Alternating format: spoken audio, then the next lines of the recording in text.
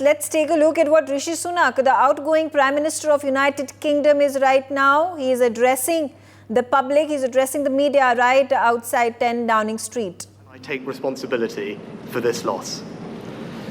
To all the Conservative candidates and campaigners who worked tirelessly but without success, I am sorry that we could not deliver what your efforts deserved. It pains me to think how many good colleagues who contributed so much to their communities and our country will now no longer sit in the House of Commons. I thank them for their hard work and their service. Following this result, I will step down as party leader, not immediately, but once the formal arrangements for selecting my successor are in place. It is important that after 14 years in government, the Conservative Party rebuilds, but also that it takes up its crucial role in opposition professionally and effectively. When I first stood here as your Prime Minister, I told you the most important task I had was to return stability to our economy. Inflation is back to target, mortgage rates are falling, and growth has returned. We have enhanced our standing in the world, rebuilding relations with allies, leading global efforts to support Ukraine, and becoming the home of a new generation of transformative technologies. And our United Kingdom is stronger too, with the Windsor Framework, devolution restored in Northern Ireland, and our union strengthened. I'm proud of those achievements. I believe this country is safer, stronger, and more secure than it was 20 months ago.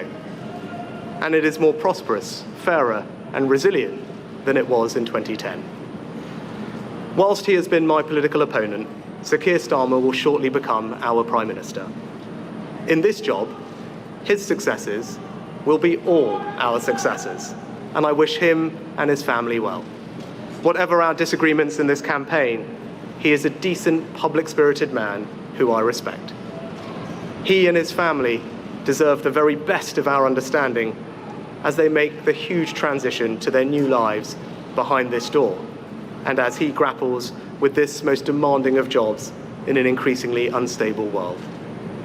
I'd like to thank my colleagues, my cabinet, the civil service, especially here in Downing Street, the team at Chequers, my staff, CCHQ, but most of all, I'd like to express my gratitude to my wife Akshata and our beautiful daughters. I can never thank them enough for the sacrifices they have made so that I might serve our country.